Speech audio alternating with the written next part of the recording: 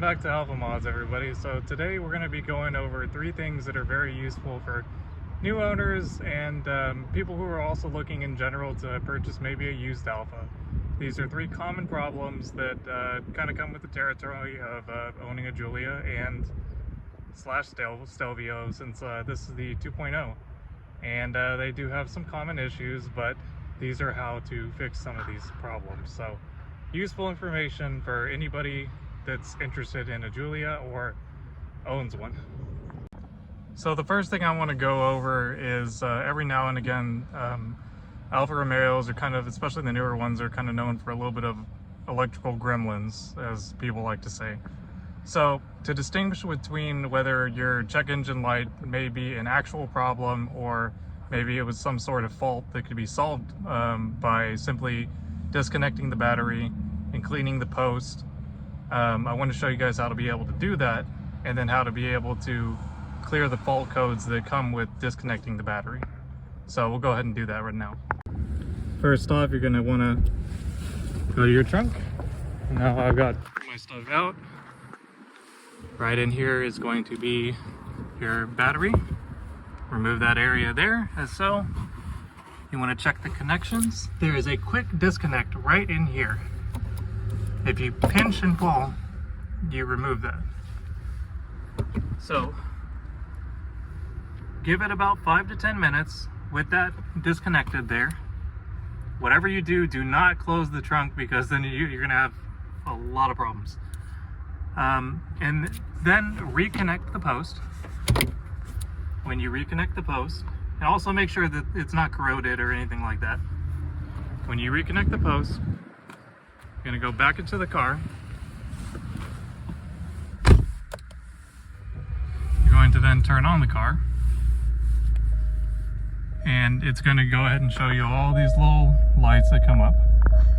To clear this, you simply turn the wheel all the way to one side, turn the wheel all the way to the other side, and then come back to a centered point, turn off the car, turn the car back on, and codes are completely gone. And if your check engine light is gone, then that means that it was an electrical glitch and there's not a serious problem. Now, if your check engine light is still on after you do this, either get a code reader to find out what's going on or visit your dealership. The next common problem I want to talk about is the no start, no crank, start-stop issues. Now, this is normally caused by a relay that is accessible from the under hood of the Giulia, and it's simply a relay, very cheap relay that you can get and replace, and most of the time it's going to solve the no crank or start-stop issues. So it's a simple starting point, and from there, you know, if you don't get any results, then probably visit a dealership, but it's a good starting point, and I'll show you how to do that. Okay, so a secondary problem that a lot of people seem to encounter with these Alphas is the starter relay failing, and it's really quite a simple fix. If you end up in a situation where the engine won't start, this may be part of your problems. There's a weatherproof cover that goes over that little relay box right there, and I'm going to point to it with my finger. That is the starter relay right there. So you would replace that. I'm going to put part numbers for that specific part where you can order it. I'll put a link, and it might be a good idea just to buy a couple, because that thing also manages a couple of other important components that may or may not throw codes, but this one is the starter relay, and it's a pretty big deal if you end up having a problem, but a very simple fix if you just replace that part there. Now, this pinches on and pinches off, so pinch the sides, you pull it off right there in that location. This is just a quick diagram so you can see. Again, this is accessible from the top engine bay near the passenger headlight.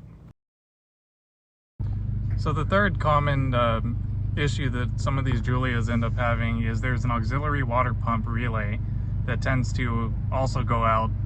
This is a trend, obviously, relays not being the best quality. And this is one that has the symptoms of like your car has a little bit of sluggish performance. It doesn't feel as peppy as it normally does, but it's not throwing a code necessarily. Now this one's a little bit trickier to diagnose, but it's a pretty simple fix, and I'll show you guys where you need to go to access it, and also which relay needs to be replaced. And at the same time, if you want to troubleshoot both of these, I'll show you where you can get the relay from your rear defroster in the trunk and swap that out without even having to go to the dealership to buy a new one. And then once you find out whether it's the problem or not, you can get the relay, replace it, do what you need to do from there. Now there sometimes is a related code to this, but you're going to be able to access this particular one in this back panel here. So you'll want to remove that, and then I'm going to show you some pictures because I've already had mine done.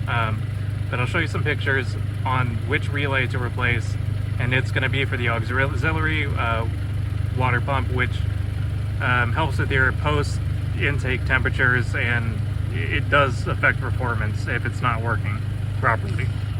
As you can see from the photo, this isn't my car, but thanks to the Giulia forums, it is the middle bundle of wires you see there.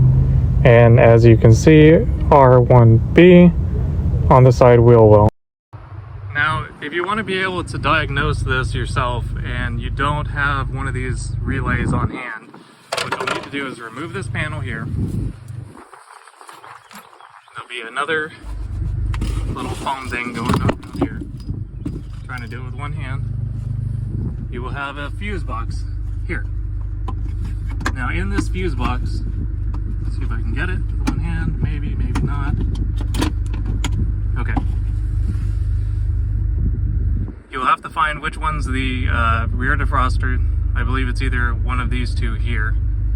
And this is, you'll be able to pull them out and replace the starter relay in the front or the auxiliary water pump relay on the passenger fender well over there.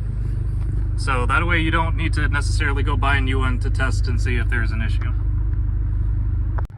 This is also a bonus kind of issue that I've run into when driving the car. Basically, you might be working underneath the hood and you close it down. It has two latches. So if one of them closes, then it signifies that the hood is completely closed, when in reality it's not. And when that happens, you'll start driving around and eventually the start-stop disabled will show up. And that won't be due to anything else other than the hood latch. There we go. Start-stop unavailable. And a lot of people freak out and think that it's something major when it's literally just one latch is closed and the other one needs to be closed as well. And I'm going to record fixing that as well.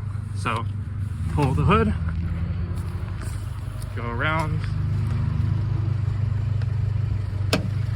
close it from about right here to down, and that should get both sides nice and latched. We come back to the car, turn off the car, turn it back on,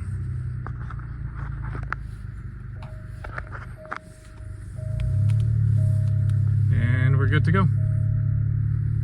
So no problem at all, just another one of the glitchy things that happens if something is off, like the hood latch. I really hope this helps out current owners and anybody who's looking to own a Giulia or Stelvio, especially the 2.0, with some of the low problems you might encounter. I mean, overall, the car's been a joy to, to drive around, and I get a smile every time I get on it. I think I might be doing the GTA M spoiler. If you guys want to let me know in the comments down below whether I should do the larger wing, especially with that diffuser. I think it looks pretty good. Just like and subscribe. I really appreciate the support, and hopefully I can continue these weekly or so videos coming out.